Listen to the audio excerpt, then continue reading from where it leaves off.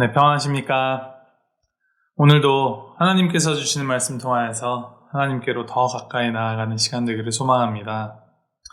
오늘 말씀 출애굽기 39장 22절부터 31절까지 말씀입니다. 제가 읽어드리도록 하겠습니다.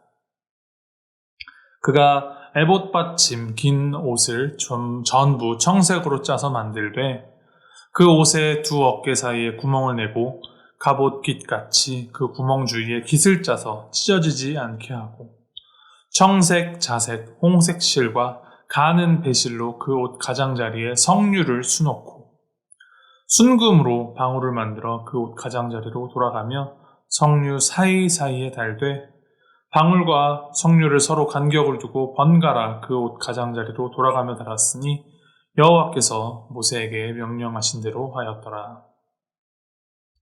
그들이 또 직조한 가는 배로 아론과 그의 아들들을 위하여 속옷을 짓고 세마포로 두건을 짓고 세마포로 빛난 관을 만들고 가는 배실로 짜서 세마포 속바지들을 만들고 가는 배실과 청색, 자색, 홍색 실로 수놓아 띠를 만들었으니 여호와께서 모세에게 명령하신 대로 하였더라.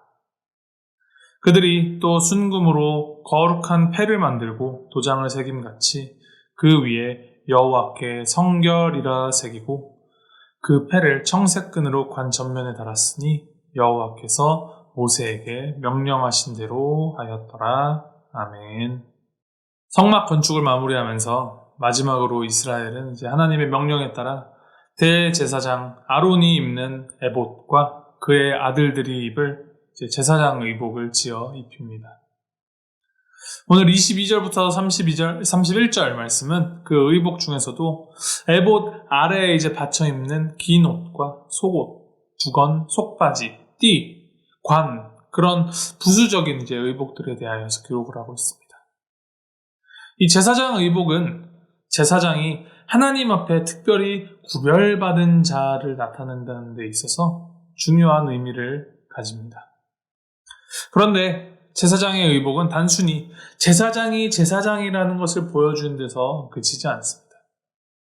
하나님께서 제사장에게 이 특별한 의복을 지어서 입히시는 것은 단순히 제사장이 제사장이라는 것을 눈에 띄게 하는 것뿐만이 아니라 그 제사장이 입는 의복 가운데에 하나님의 창조, 하나님의 구원, 그리고 하나님과 이스라엘 사이의 언약 관계의 그 의미를 담은 상징들이 다 포함되어 있기 때문입니다.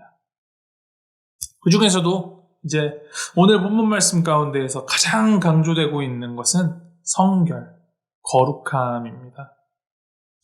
본디 제사장은 아무나 되는 것이 아니라 하나님의 명령에 따라 이제 레위인들로만, 그 중에서도 특별히 흠없고 성결한 자들을 골라서 성결의식을 거친 후에 제사장으로서의 직분을 수행할 수 있었습니다. 이제 하나님의 성소 안에 들어가고 정해진 날에 이제 지성주소에까지 들어가 거룩하신 하나님의 앞에 서기 위해서 그들은 반드시 성결해야만 했습니다. 왜냐하면 하나님 앞에서는 그 어떤 죄, 그 어떤 흠결도 용납되지 않고 반드시 벌을 받기 때문이죠. 25절, 26절에 보면 이제 대제사장의 옷에 성류와 금방울을 이제 번갈아 옷 가장자리에 돌아가며 달게 하였다라고 합니다. 성경에서 성류는 이제 생명의 상징이면서 동시에 그 왕관을 닮은 열매 모양 때문에 영광의 상징이기도 합니다.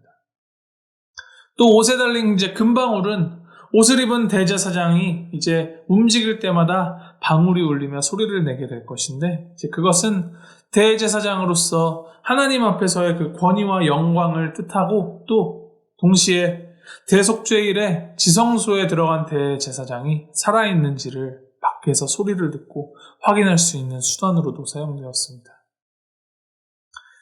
이 옷을 입은 대제사장이 이제 움직일 때마다 방울 소리가 난다라는 것은 다른 사람들도 대제사장이 어디 있는지 살아있는지를 알 수 있음과 동시에 대제사장 스스로도 하나님 앞에 자신이 성결해야 한다라는 것을 자각할 수 있게 해주는 역할도 하였을 것입니다.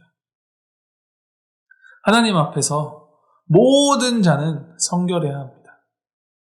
30절에 보면 그들이 또 순금으로 거룩한 패를 만들고 도장을 새김같이 그 위에 여호와께 성결이라 새기라고 기록합니다. 그리고 그 패를 관 전면에 달아야 한다라고 합니다. 관 앞에 이제 성결을 내세우는 것은 이 관을 쓴 내가 성결한 제사장으로 살겠노라 모든 사람들 앞에 선언을 하는 것입니다. 그런데 이제 그 성결의 단계가 단순히 다른 사람들이 보기에 성결한 정도로 끝나서는 안 됩니다. 하나님께서는 아론과 그의 아들들을 위하여서 속옷까지, 속바지까지 만드는 법을 제정하셨습니다.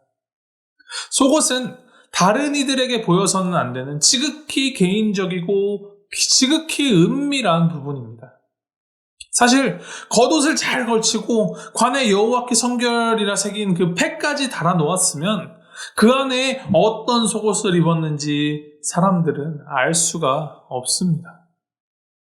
사람의 눈은 얼마든지 가릴 수 있고 속일 수 있을지 모르겠습니다. 그러나 하나님께서 요구하시고 하나님께서 원하시는 그 성결은 그런 거짓이나 얄팍한 눈가림의 성결이 아닙니다. 가장 은밀하고 가장 개인적인 부분까지 하나님 앞에 다 내어놓고 하나님 앞에 성결하며 거룩해야 합니다. 하나님 앞에 성결을 지키는 것은 단순히 그 하나님의 괴팍한 요구사항을 따라야 한다는 것이 아닙니다. 그것은 하나님을 예배하고 하나님을 섬기는 그 하나님의 예배자들이 진정으로 하나님의 그 거룩하심, 하나님의 성결함을 닮아가기를 바라는 하나님의 마음이 담긴 것입니다. 예수님이 오셔서 피 흘리심으로 우리를 구원하신 이후 더 이상 이 출애굽 시대의 제사장이나 대제사장이 이제 따로 구별되지 않고 우리 모두가 하나님을 섬기는 제사장으로 부르셨습니다. 하나님을 예배하는 예배자로서 우리 스스로를 성결하고 거룩한 하나님의 그 성전으로 갖고 나가기를 소원합니다. 겉모습만, 남의 눈에 보이는 부분만 성결한 척하는 그런 거짓 성결이 아니에요. 진정한 성결, 진정한 거룩을 추구하는 우리가 되기를 소망합니다. 그 우리의 모든 것을 보시고 우리의 모든 것을 아시는 하나님 앞에 나아가면 주님께서는 그 어떤 더러운 죄악도 씻겨주시는 그 주님의 보혈로 우리의 가장 은밀하고 가장 악독한 죄악까지도 다 씻겨주시고 깨끗게 해주실 수 있습니다. 이를 믿으며 하나님 앞에 솔직하게 정직하게 나아가 깨끗함을 입고 주님을 닮아 거룩한 삶을 살아가는 우리 모두가 되기를 소망합니다. 결국 하나님을 닮은 거룩, 하나님의 성결은 주님의 그 말씀대로 다 행한다라는 것으로 결정됩니다. 그것을 기억하며 정말 하나님 말씀 공부하기를 게을리하지 않고 날마다 그 주님의 말씀을 묵상하며 그 말씀대로 말씀 따라서 살아가는 우리 모두가 되기를 주님의 이름으로 소망합니다. 우리 함께 기도하시겠습니다. 하나님 아버지, 우리를 주님의 성결한 전으로 삼아주시기를 소원합니다. 하나님, 우리의 힘, 우리의 노력으로는 온전히 깨끗게 될 수 없음을 고백합니다. 우리의 모든 것을 주님 앞에 내어놓으며 나아갑니다. 하나님, 주님의 그 보혈을 의지하며 나아갈 때 겉모습만이 아닌 우리의 가장 은밀한 곳까지 주님의 그 보혈피로 깨끗게 씻겨주시고 주님께서 허락하시는 그 성결함을 입어서 주님의 그 거룩함을 따라서 주님의 그 성결함을 닮아서 살아가는 우리가 되도록 주님 인도하여 주시옵소서.